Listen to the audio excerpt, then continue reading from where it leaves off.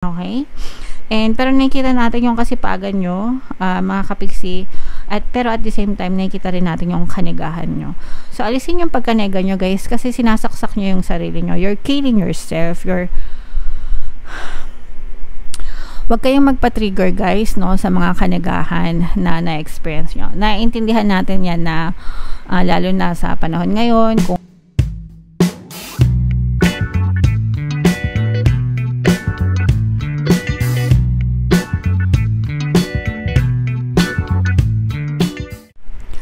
hello guys, hello Scorpio, welcome back to Pinay Pixie Tarot. Ang pamagat ng episode natin is money reading, guys. Money come to me, money come to us, guys.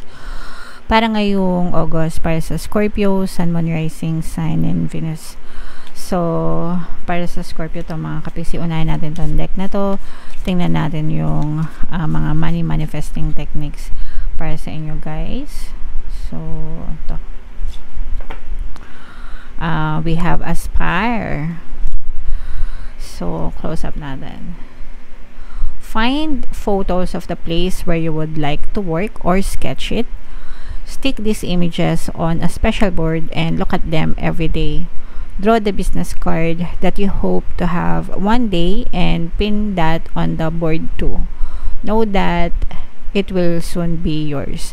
So, ito guys, ito yung paggamit ng vision board, no? Pag sinabing special board, vision board, mga kapiksi, dun sa vision board na yon, ano lang siya, kahit anong board, mga kapiksi, illustration board, cork board, or whatever, guys, dikit nyo siya sa wall nyo. Pwede rin digital, kung gusto nyo gumawa kayo ng vision board sa computer nyo, sa laptop nyo, pwede. So, ito, kahit anong goals, kahit anong desire, pero specific to sa work. So, i-sample natin is tungkol sa trabaho. So, kunwari gusto nyo magtrabaho sa isang company, so humanap kayo ng logo ng company na yon, di ba? O kaya naman, yung building ng company, baka may picture kayo, guys, idikit nyo doon. Tapos, pwede rin kayong magsulat, or mag-drawing, ganyan, isulat nyo yung pangalan nyo. Ito nakalagay, draw the business card, no? So, kunwari, may business card ka, di ba sa business card, usually nandun yung logo, yung pangalan mo, kung ano yung position mo, ganyan, na ina-applyan mo, okay? And then, idikit mo din siya dun sa vision board mo, mga kapiksi. And hope, no? Pin that on the board too. Know that it will soon be yours. Look at them every day. Araw-araw yung tingnan, mga kapiksi. And i-claim nyo na sa inyo na siya. I-mine nyo na siya. I-claim nyo na that's yours, mga kapiksi. And antayin nyo na i-deliver siya ni universe sa inyo. So, para lang maintindihan nyo, guys, i-share ko sa inyo experience ko. Dati, nung nagtatrabaho pa ako sa corporate world, nag-apply ako ng isang trabaho. So, syempre pag nag-apply ka, hindi ka naman agad-agad makakuha ng resulta.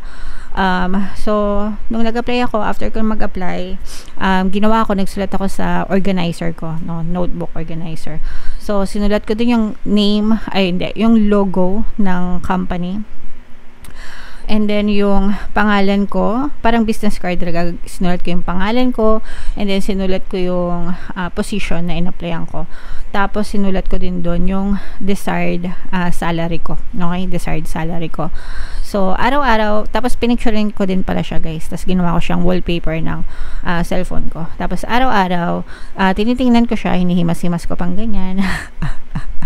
Tatawagan ka rin, magiging ganyan ka rin, etc. And then, after 2 weeks, simula nung ginawa ko yon, nakareceive ako ng email dun sa company, tapos sinabi nila na natanggap ako, and then, nilagay nila yung offer nila na salary.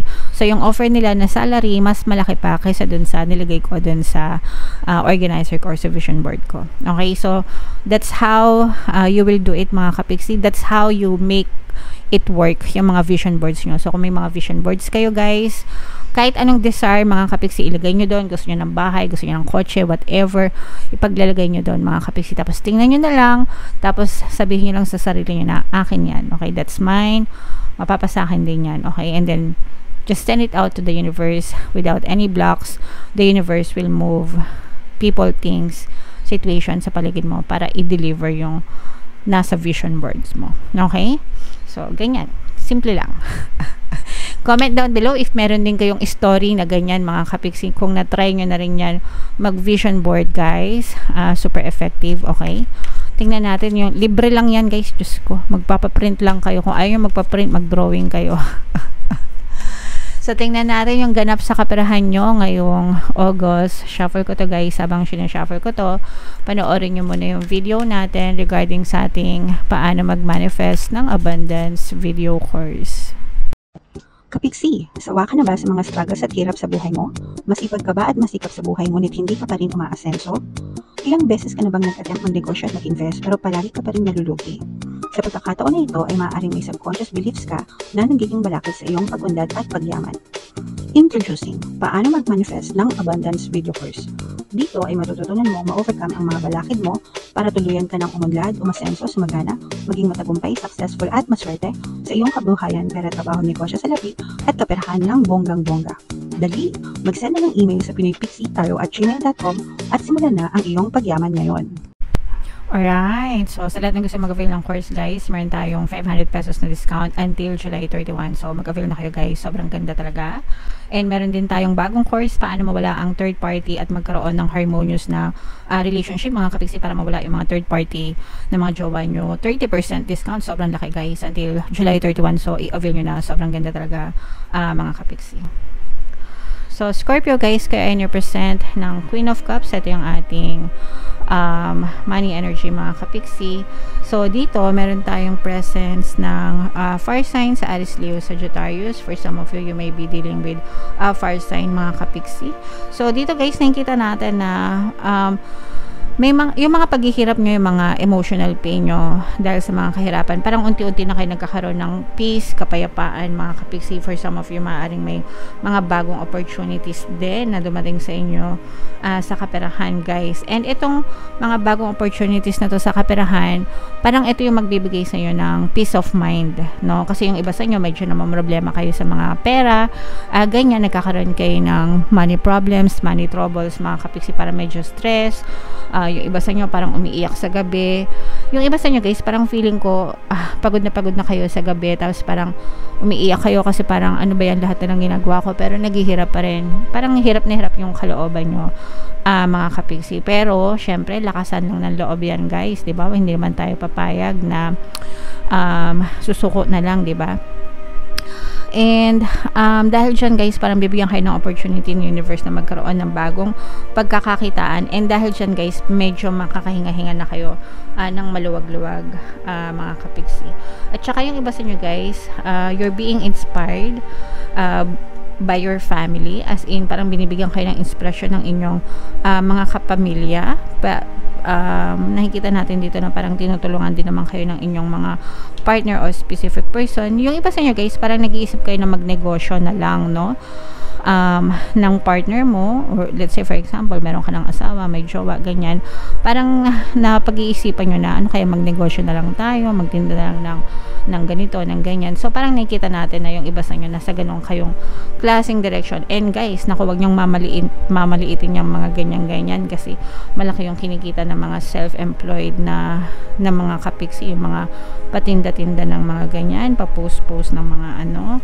Ay, nako, marami rin yung mga customers guys. So try nyo rin kung gusto nyo. Ang importante is nagtutulungan kayo. Nakikita naman natin na yung mga problema nyo talagang pinalalakas naman kayo mga kapiksi. Kumbaga, kahit na nangihina yung loob nyo, pero ang kapalit naman nun is lumalakas din kayo, no? Parang nagmamature kayo, natututo kayo ng mga lessons dun sa mga paghihirap na pinagdaanan nyo guys. So hindi pa rin kayo dun lugi mga kapiksi. Okay, ayan guys, mag-ingat sa mga manloloko, beware, babala.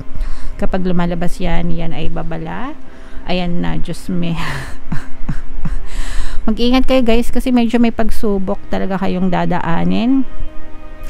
Baka maloko kayo guys sa pera, yung mga pinaghirapan nyo, baka mapunta sa wala, okay? Imbis na pera na maging bato pa. Huwag kayong magmadali, no?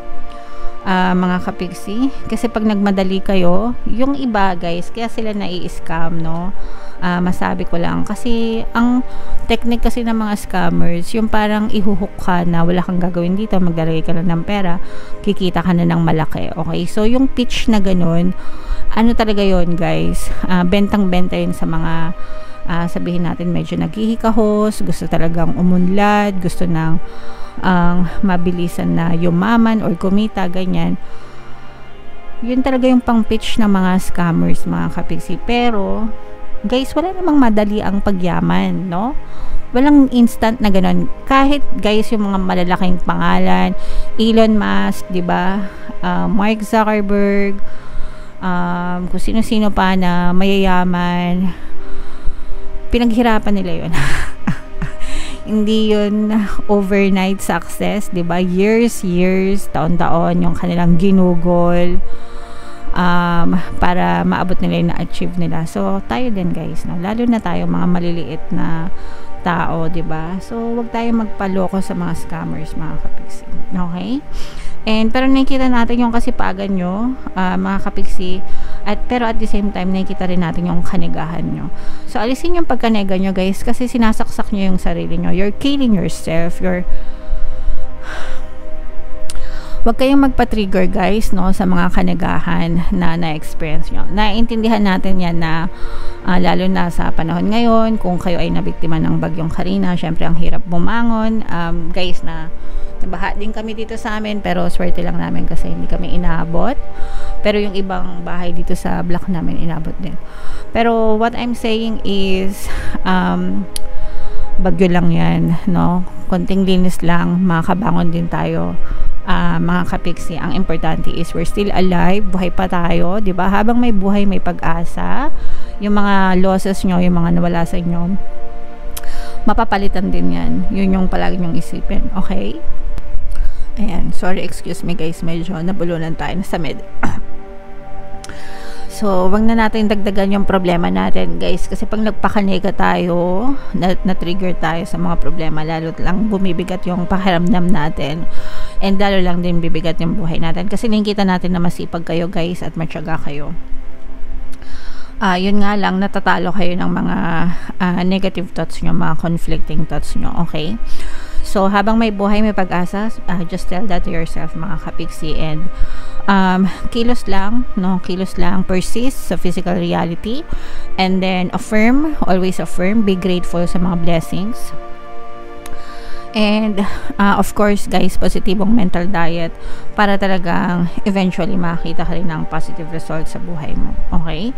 So, ito guys, i-mind yan. Mind bagong opportunity, mind bagong pagkakakitaan, bagong negosyo. Kasi yung iba sa inyo guys, nararamdaman ko baka magbi-business na lang kayo, mga kapiksi. Okay? So, comment down below guys if feeling nyo naka-resonate kayo. Ito yung ating mga pampaswerte subliminals. Pakinggan nyo guys para makatulong sa inyo. And ito naman yung ating success stories ng paano mag-manifest ng abundance video course. Click here to subscribe guys and click here to join our membership program. Thank you for liking, sharing, and subscribing. See you again next time. I love you all guys. Have a nice day. Bye-bye.